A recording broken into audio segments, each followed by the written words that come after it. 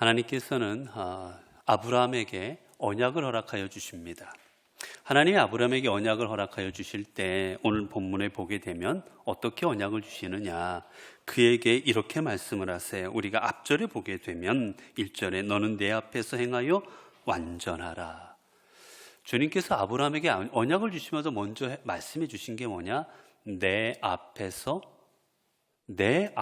행하라라고 하십니다. 내 앞에서는 건 뭐냐? 하나님이 보시는 앞에서라는 뜻이에요.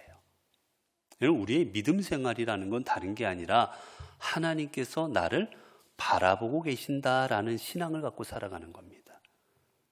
여러분, 우리는 누가 안 본다 그러면 우리는 마음껏 생활할 수가 있어요. 여러분, 진정 믿음은 뭔지 아십니까? 안 볼 때 내가 어떻게 살아가느냐가 여러분 그게 진정한 신앙입니다. 이렇게 교인들 앞에서, 사람들 앞에서 내가 어떻게 하느냐가 그게 중요한 게 아니에요. 왜? 그때는 속일 수 있어요. 진짜 중요한 건 뭐냐? 아무도 없을 때 내가 어떻게 하고 있냐는 겁니다.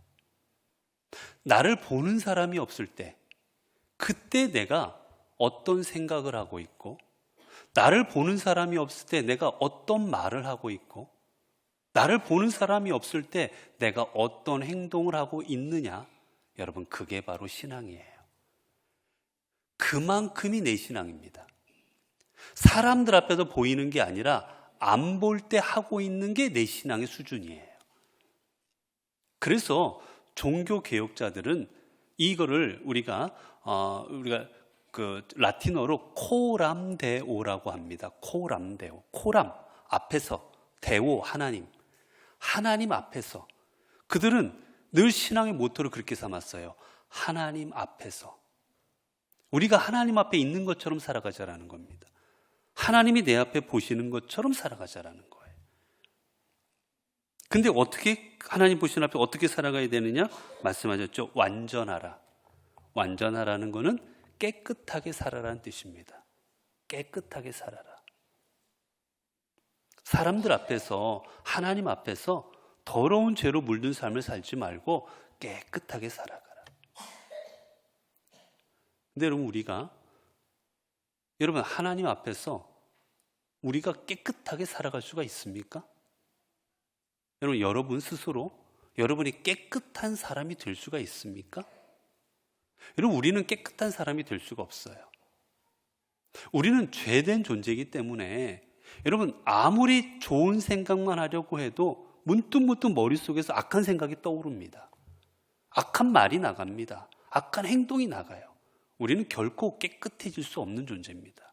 그런데 왜 하나님께서는 깨끗하라 하셨을까? 우리의 능력은 안 되는데 어떻게 됩니까? 예수 그리스도의 보혈로 깨끗해질 수가 있는 겁니다. 우리로는 안 되는데 하나님의 능력으로 깨끗해질 수가 있는 거예요. 그래서 깨끗하라는 겁니다. 우리 스스로는 될 수 없어요. 맞아요. 그래요. 내 힘, 능력 갖고 안 돼요. 그런데 하나님께서 예수 그리스도의 보혈로 깨끗하게 해줄 수 있는 거예요. 주님의 능력으로. 그래서 우리는 온전한 사람이 될 수가 있는 겁니다. 자, 이제 이 말씀이 주님 하나님께서 주실 때 아브라함이 하나님 앞에 엎드립니다. 엎드리자 이제 하나님께서 어떤 말씀을 주십니까? 내 언약이 너와 함께 있으니 라고 말씀하세요. 내 언약이 너와 함께 있다라고 하십니다. 그런데 이 말씀은 내 언약이 너와 함께 있다 완료형입니다. 제가 여러분 우리 수요 성경 공부 시간을 통해서 수없이 말씀을 드렸어요. 성경에 보면 아직 이루어지지 않은 게 있습니다. 예를 들어 자 여러분 저 내일 저와 만납시다 라고 했어요. 자 이건 미래형이지요. 내일 만나자는 미래형이에요. 그런데 성경은 그 미래의 일을 완료형으로 씁니다. 즉 이루어진 것처럼 씁니다. 자 우리 내일 만났습니다 라고 말하는 거랑 똑같은 거예요. 내일 만날 겁니다가 아니라 자 우리 내일 만났습니다 라고 제가 말을 하는 거예요. 자 문법으로 보면 틀린 말이잖아요. 그런데 성경은 꼭 그렇게 말할 때가 있습니다. 자 제가 여러분한테 자 내일 우리 만났습니다 라고 말하는 건 어떤 뜻일까요? 제가 잠깐 정신이 이렇게 왔다 갔다 해서 그럴까요? 어른 때 그런 표현을 쓸까요? 그거는 성경에서는 그럽니다. 성경에서 이 표현을 쓸 때는 하나님께서 무슨 일을 이루실 때 많이 씁니다. 그리고 또한 우리가 믿음으로 고백할 때도 쓰는데, 그때는 정확한 표현이 뭐냐? 이루어 주실 줄로 확신하는 거예요. 하나님께서 내게 복을 주시겠다고 했는데 복을 주실 줄로 확신하는 겁니다. 분명히 주실 것이다. 그러면 복을 받았다라고 표현합니다. 복을 아직 안 받았지만 받았다라고 표현해요. 왜? 어차피 주실 거니까. 마찬가지입니다. 하나님께서 무슨 일을 나에게 약속하신 일이 있으면 그 약속하신 일도 완료형으로 쓸 때는 무슨 의미냐? 그 약속을 이루어 주실 줄로 확신하는 거예요. 그리고 하나님께서 말씀하실 때는 뭐냐? 내가 틀림없이 이룰 것이다. 내가 틀림없이 이렇게 할 것이다라고. 그래서 하나님이 말씀하실 때도 완료형을 씁니다. 아직 되지 않은 일이지만. 하나님께서는 이 약속을 주실 때 그렇게 쓰세요. 아브라함에게 내 자손들을 번창하게 할 것이고 내가 너를 함께 할 것이고, 이 언약을 주실 때 완료형으로 씁니다. 이유는 내가 분명히 그렇게 할 것이다. 내가 반드시 이루어 줄 것이다 라는 하나님의 약속이 있기 때문입니다. 자, 하나님께서 이제 아브라함에게 약속을 하시면서 언약을 주시는데 먼저 하신 게 뭐냐? 뭘 해주십니까? 아브라함의 이름을 바꿔주십니다. 하나님께서 원래는 아브람이었어요. 아브람. 그런데 어떻게 바꿔주십니까? 아브라함으로 바꿔주십니다. 이 아브람에서 하나님께서 아브라함으로 바꿔주십니다. 여러분, 아브라는 뜻이 뭐냐면, 아브라는 뜻이요, 높다라는 뜻이에요. 높다. 함은 세우다. 그러니까 높은 자로 세우다라는 뜻입니다. 즉 아브람이라는 뜻은 높은 자가 된다라는 거예요. 높은 자. 근데 하나님께서는 어떻게 바꾸어 주십니까? 하나님께서 아브라함.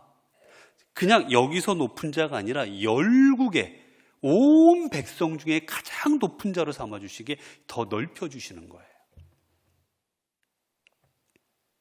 여러분, 성경에 보면 하나님께서 이름을 바꾸어 주실 때가 있습니다. 누가 있을까요? 하나님께서 이름을 친히 바꿔주셨습니다. 누가 있을까요?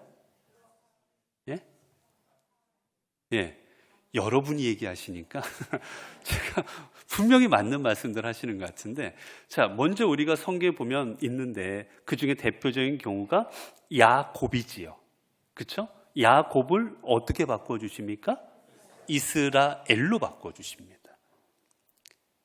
야곱이라는 이름의 뜻은 여러분 속이다라는 뜻도 있고 이 말 뜻이 좀 그래요. 그래서 하나님께서 이스라엘, 하나님과 겨루어 이겼다라는 엄청난 의미의 말을 주십니다.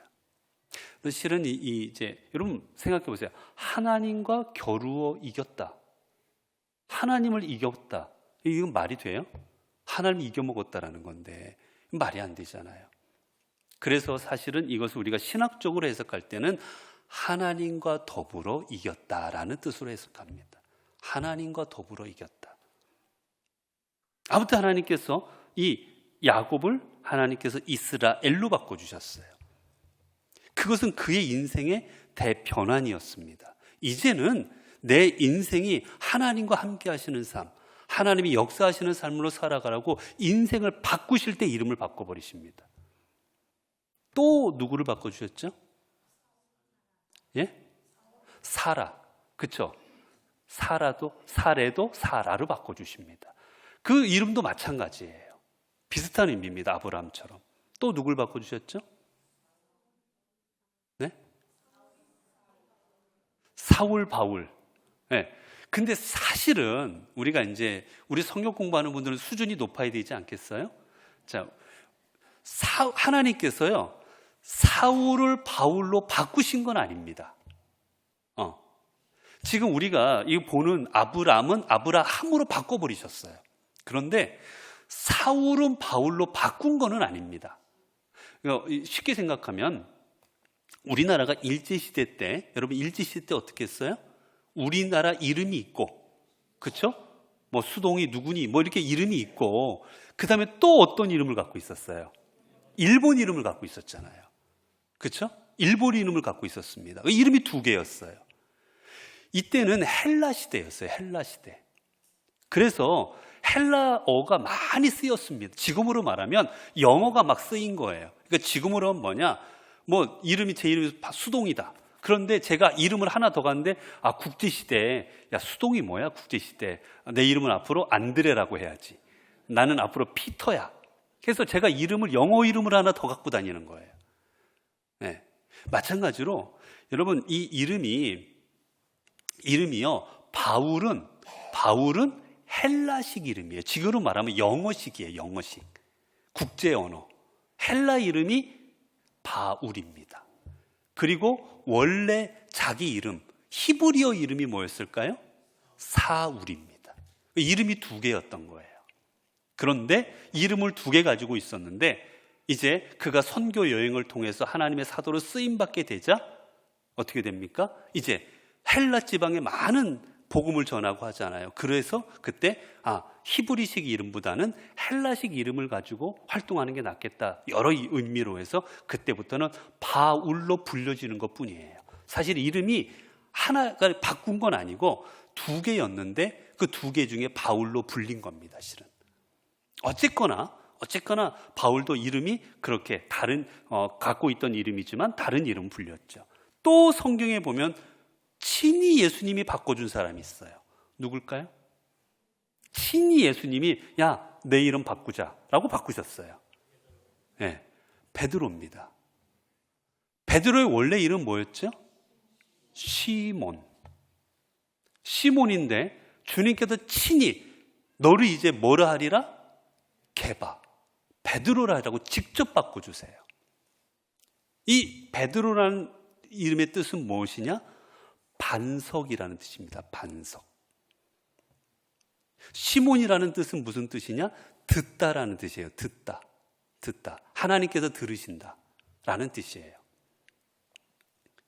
예수님께서는 특별히 이 베드로를 통해서 내가 반석이 되리라, 내가 이제 초대교회의 반석 같은 존재가 되라고 주님께서는 그의 이름을 특별히 바꿔주셨죠. 반석이라는 이름으로. 여러분, 이 모든 것을 보면 인생의 대변환기를 가져올 때 하나님께서 이름을 바꿔버리십니다. 아브라함도 마찬가지예요. 아브라함도 하나님께서 이제 99세가 되었을 때 그의 인생을 바꾸시고, 이제까지 주셨던 언약이 있었지만 언약을 새롭게 하시면서 그의 인생 완전 대변혁을 시키십니다. 그러면서 그에게 누구를 주시지요? 아들 이삭을 주십니다. 자, 하나님께서 우리의 인생을 변화시키실 때 이름을 바꿔주셨어요. 자, 그러면 하나님께서 오늘 우리들의 이름도 바꾸셨을까요? 안 바꾸셨을까요? 오늘 우리를 바꾸셨을까요? 안 바꾸셨을까요? 신앙적으로 보면 바꿨습니다. 어떻게 바꿨을까요? 네, 맞아요. 우리는 원래 어떤 존재입니까? 죄인이었어요. 죄인. 그런데 어떻게 바꿔주셨습니까? 하나님의 아들, 하나님의 딸, 하나님의 자녀로. 우리도 죄인이었는데 하나님께서 이제 너를 죄인이라 하지 아니하고 너를 내 아들이요, 내 딸이요, 내 자녀가 되게 해주시겠다고 하나님께서도 우리의 존재를 바꿔주셨습니다. 여러분, 그러면 여러분 이름이 바뀌었으면 여러분 어떻게 살아가야 돼요? 맨날 내가 옛날에 이름이 저거였는데 그 이름이 좋았는데 그러면서 옛날 생각하고 살아가야 됩니까? 아니면 새로 주신 이름을 가지고 생활해야 됩니까? 새로 주신 이름 갖고 생활해야죠. 이제 우리는 죄인에서 하나님의 자녀가 됐으니까 어떻게 살아가야 돼요? 하나님의 자녀로 살아가야 되는 겁니다. 하나님의 자녀로 바꿔주셨는데 여전히 옛날 이름으로 살아가면 어떻게 해요? 여러분, 성경에 보면 다 그런 건 아닌데 주님께서 베드로를 책망하실 때 있었어요. 베드로가 신앙이 흔들리고 책망할 때 그때 주님께서 베드로의 이름을 뭐로 부른 줄 아세요? 시모나라고 부르세요. 시모나. 이름을 바꿔주셨는데도 불구하고 여전히 흔들릴 때 이 시모나라고 부르세요. 여러분, 우리가 주님 앞에 죄인 돼서 하나님의 자녀가 됐으면 이 죄인으로 가면 안 되는 겁니다. 이제는 하나님의 자녀로 살아가야 되는 거지요. 자, 이제 주님께서 이렇게 우리의 아브라함에게 언약을 주시면서 이 언약의 표징을 주셨습니다.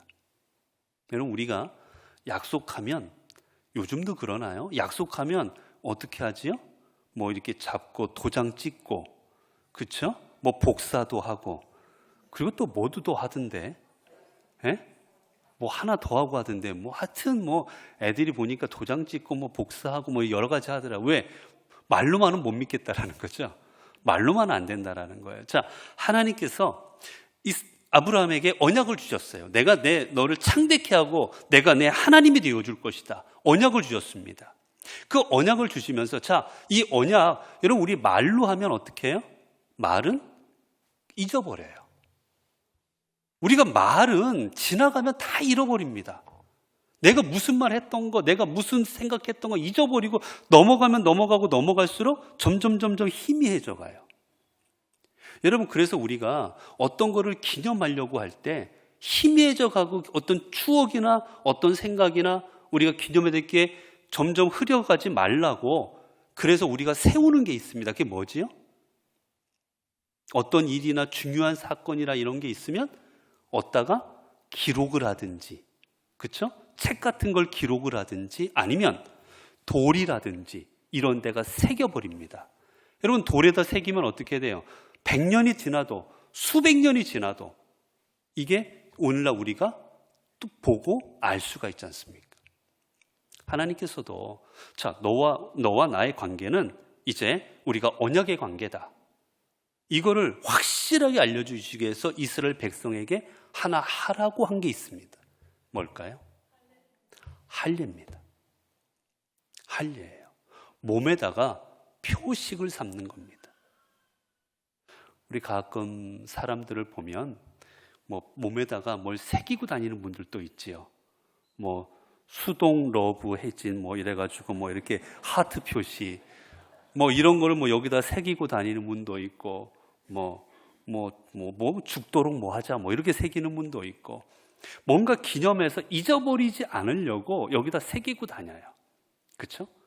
마찬가지로 하나님께서 몸에다가 표시를 하신 겁니다. 이 표시를 통해서 평생 동안, 아, 나는 하나님의 백성이구나.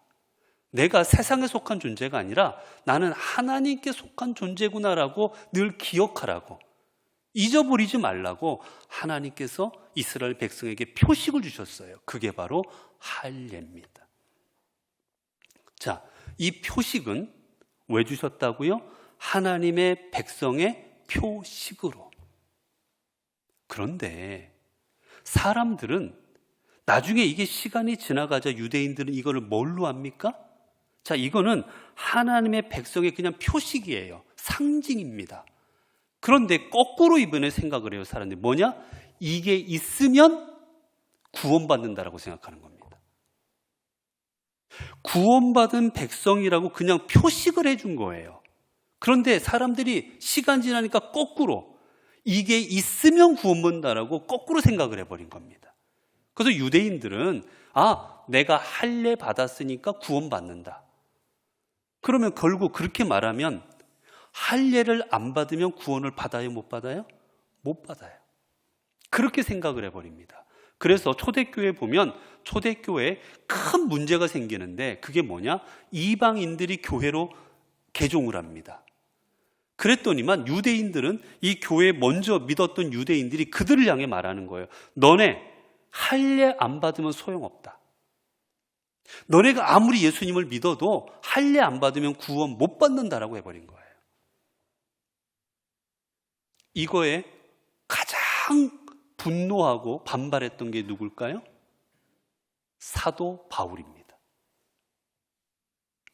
그래서 사도 바울은 말해요. 자, 할례라는 것은 구원받는 통로가 아니다. 구원받는 통로가 아니라 하나님의 백성이라는 표식일 뿐이다. 그렇기 때문에 이 표식은 할례만이 될 수는 없다. 다른 것도 표식이 될 수 있다라고 한 겁니다. 자, 그게 뭘까요? 자, 할례 아니고도 하나님의 백성의 표식이 되는 게 있습니다. 그게 뭐였을까요? 세례입니다. 세례. 세례예요. 그래서 골로새서 2장 11절에서 12절을 보면 이렇게 되어 있어요. 또 너희가 손으로 하지 아니한 할례를 받았으니 그리스도의 할례니라 너희가 세례로. 해서 이 성경을 보면 우리가 이제는 할례를 받지 않아도 세례를 받음으로써 내가 하나님의 구원의 백성된 표식을 얻는 것이다 라고 말합니다. 그런데 이것도 거꾸로 생각하는 분들이 있어요. 자, 세례도 구원받았다는 표식일 뿐이에요. 그런데 거꾸로 생각합니다. 자, 세례를 받아야 구원받는다. 맞을까요? 틀릴까요? 그건 틀린 말입니다. 네. 세례를 받아야만 구원받는 건 아니에요. 세례를 받은 사람이 분명 구원받을 수 있죠. 하지만 세례를 받았다고 구원받는 건 아닙니다. 세례라는 것은 하나님의 백성된 표식일 뿐인 거예요. 자, 여러분, 그래서 사도 바울은 우리에게 말합니다. 너희가 외적인 할례를 가지고 자꾸 말하는데 중요한 건 외적으로 할례를 받았는지 안 받았는지, 세례를 받았는지 안 받았는지, 그게 중요한 게 아니다. 너희가 어떤 할례를 받으란 말할까요? 외적인 할례가 아니라 무슨 할례를 받아라? 마음의 할례를 받아라 라고 말합니다. 마음의 할례를 받아라. 너희가 영적으로, 너희가 마음적으로 하나님 앞에 할례 받은 자가 되는 게 진정 할례지, 그저 몸에다가 표피를 잘라냈다고 해서 하나님의 백성이다라고 자만하지 말아라. 진정한 할례는 너희가 마음으로 할례를 받아서 하나님의 자녀답게 살아가는 것이다. 여러분, 그렇게 보면 자, 세례 받는 거 중요합니다. 얼마나 중요한지 몰라요. 그런데 더 중요한 건 뭐겠습니까? 세례 받은 후에 어떻게 살아가는 거예요? 세례 받은 자답게 살아가는 겁니다. 내가 세례 받았다고 끝나는 게 아니에요. 중요한 건, 여러분, 유대인들이 내가 할례 받았다, 아, 나 끝났어, 구원받았어, 주님께서 책망하십니다. 세례 요한을 통해서나 책망하세요.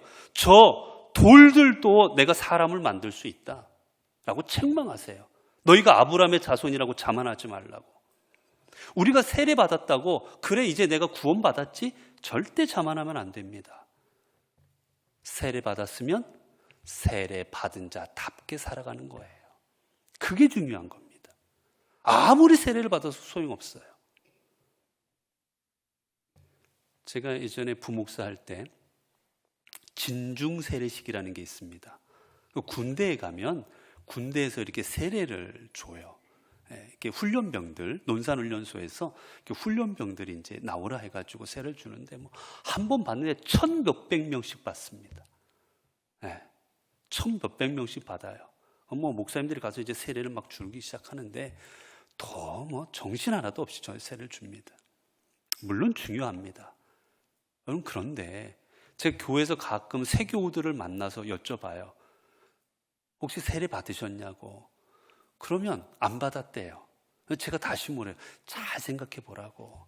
혹시 군대 갔을 때 초코파이 먹으려고, 군대 갔을 때 뭐 먹으려고 받았을 수도 있다고.